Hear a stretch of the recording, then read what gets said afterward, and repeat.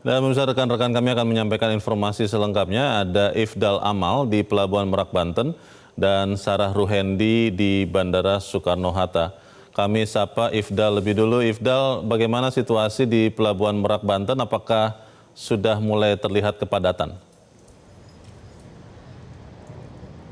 Baik Leo dan juga pemirsa, selamat sore. Hingga kini Pelabuhan Merak Banten berdasarkan pantauan kami masih cenderung lenggang, akan tetapi memang diprediksi kenaikan penumpang akan terjadi pada sore menjelang ke malam hari hingga dini hari nanti.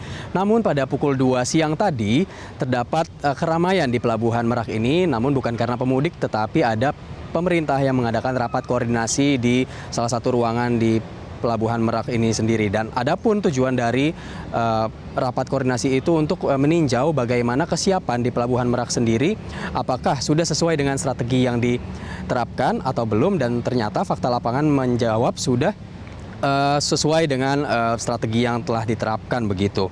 Adapun berdasarkan data yang saya peroleh dari pihak ASDP bahwa data H-6 yang mana hari kemarin itu jumlah penumpang ada hampir 70.000 orang dan jumlah ini meningkat atau maksudnya turun 2% daripada periode yang sama di tahun lalu, dan total kendaraan yang menyeberang itu ada sebanyak 14.085 juga turun sebanyak 5%. Namun jika kita lihat secara kolektif ataupun secara kumulatif dari H-10 menuju ke H-6 ada hampir 280.000 orang yang menyeberang dari Merak menuju Bakauheni naik sebanyak 34% dari periode sebelumnya, dan untuk kendaraan 60.570 unit telah menyeberang, dan angka tersebut naik 32% daripada periode yang sama di tahun 2024. Perubahan data ini dimaknai dengan adanya perubahan traffic yang ada di periode mudik tahun ini dan tahun lalu, yaitu adanya kebijakan work from anywhere dan flexible working hours oleh Menpan RB yang mengimbau kepada para ASN untuk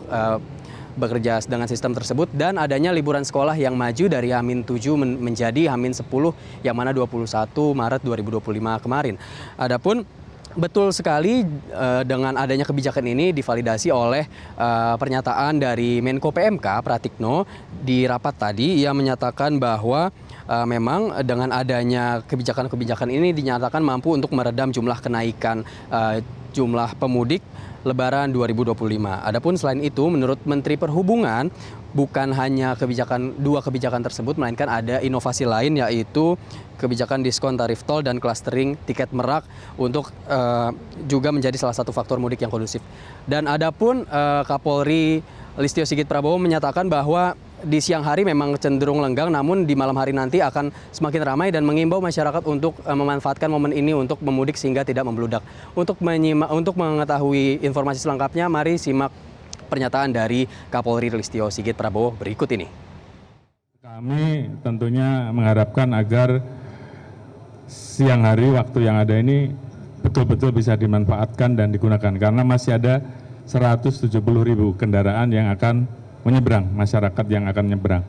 Terkait dengan kesiapan dalam hal mengelola apabila terjadi kepadatan, tadi disiapkan beberapa buffer zone yang ada di jalan tol maupun yang ada di dekat area dermaga. Kemudian juga